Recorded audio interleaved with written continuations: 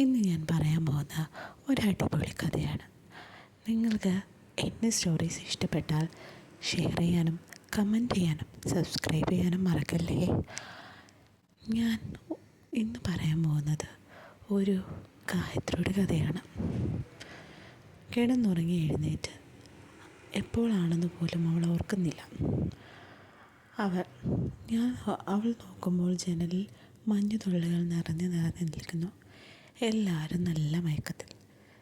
അങ്ങനെ പെതുക്കെ എഴുന്നേറ്റ് ഡ്രസ്സൊക്കെ ശരിയാക്കി ഒരു പെതുക്കെ മന്ദം നടന്ന് പോയി മുഖമൊക്കെ കഴുകിയിട്ട് വന്നു. എന്നിട്ട് റൂമിൽ കിടന്നുറങ്ങുന്ന അഞ്ജലിയെ നോക്കിയപ്പോൾ അവളൊരു ചെറിയ പൂച്ചക്കുഞ്ഞ് കിടന്നുറങ്ങുന്നത് പോലെ ഉറങ്ങുന്നു. അവളുടെ കിടപ്പ് കണ്ടാൽ പറയുമോ ഇത്തരത്തിലുള്ളൊരു കുസൃതിക്കാരിയാണ് എന്ന്. ഒന്നും അറിയാത്ത പോലെ ഒരു കിടപ്പ്. നല്ല ചിരിക്കുന്ന മുഖമാണ് അവളുടെ. അവളെ എപ്പോഴും ചിരിച്ചിട്ടല്ലാതെ നമുക്ക് കാണാൻ സാധിക്കാറില്ല.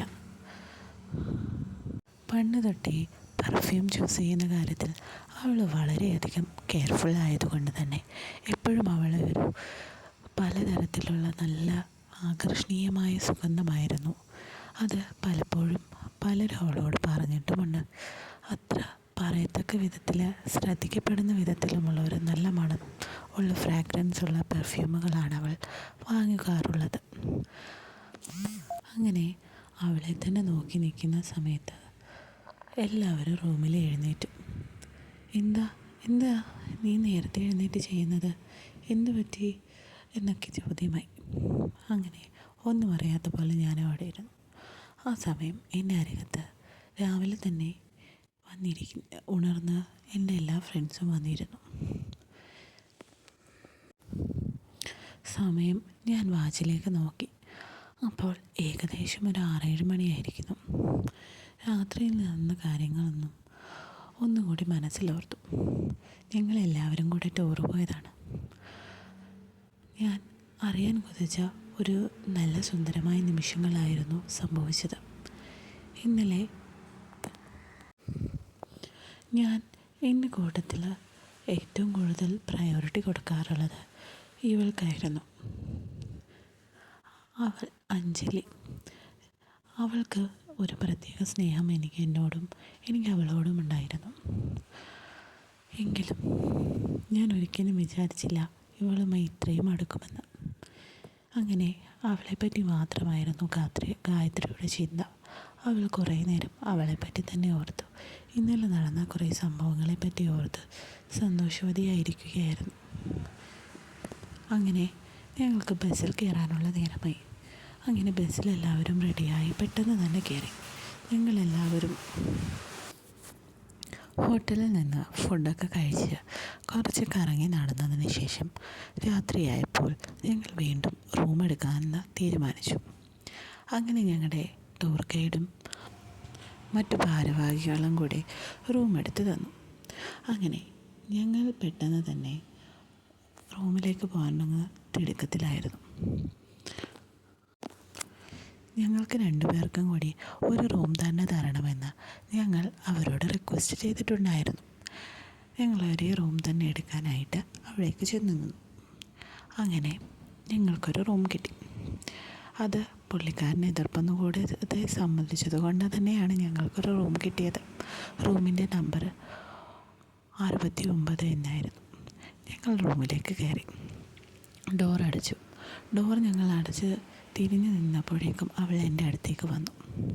അഞ്ജലി എൻ്റെ അടുത്തേക്ക് വന്ന് നോക്കിക്കൊണ്ട് നിന്നു.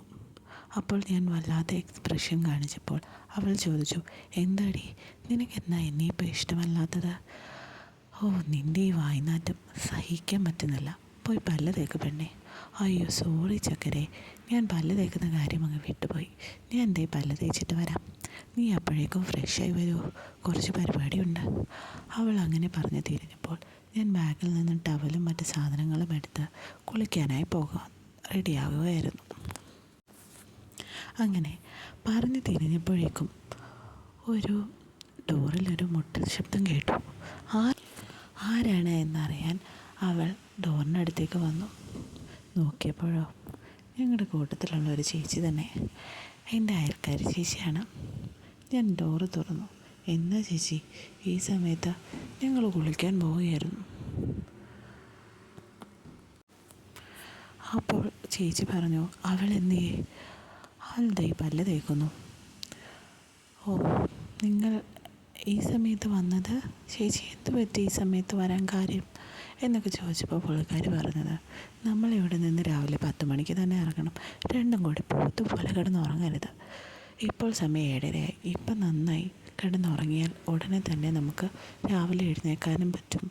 രാവിലെ തന്നെ യാത്ര പുറപ്പെടാനും പറ്റും. ഞങ്ങൾ പറഞ്ഞ സമയത്ത് തന്നെ താഴെ ഉണ്ടാവും. ചേച്ചി ഉണ്ടായാൽ മതി എന്നൊരു ചിരിയോട് കൂടി അവൾ പറഞ്ഞു. എന്നാൽ ശരി, നമുക്കെന്നാൽ പിന്നെ കാണാം. അങ്ങനെ തന്നെ ആകട്ടെ എന്ന് പറഞ്ഞ് ഞാൻ പോയി പെട്ടെന്ന് ഡോറടിച്ചു. എന്താടി അവൾ വന്ന് പറഞ്ഞത് എന്ന് അഞ്ജലി എന്നോട് ചോദിച്ചു. ഓ, ഒന്നുമില്ല പെണ്ണേ, 10 മണിക്ക് താഴെ ഉണ്ടാവണം, അത്രയേ ഉള്ളൂ. പോകാൻ പറ, നമുക്ക് കുറച്ച് പരിപാടിയുണ്ട്. എന്തിനാടി? വേഗം റെഡിയായിട്ട് നമുക്ക് കുറച്ച് നേരം ഈ റൂമിൽ സ്പെൻഡ് ചെയ്യണം. എത്ര ദിവസമായി യാത്ര തുടങ്ങിയിട്ട് ശരിക്കൊന്ന് സമാധാനിക്കാൻ പറ്റിയിട്ടില്ല. അപ്പോഴേക്കും അഞ്ജലി ഗായത്രിയുടെ തോളിൽ പിടിച്ചു അടുപ്പിച്ചു. എന്താടി നിനക്കൊരു വിളർച്ച?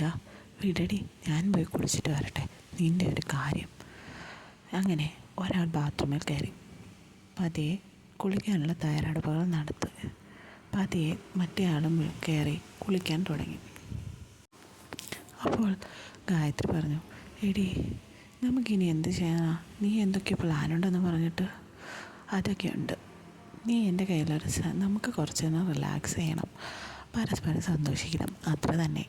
നീ ഒരു കാര്യം ചെയ്യും, എൻ്റെ ബാഗിലൊരു CD ഉണ്ട്, അതെടുത്ത് നീ പ്ലേ ചെയ്യുക.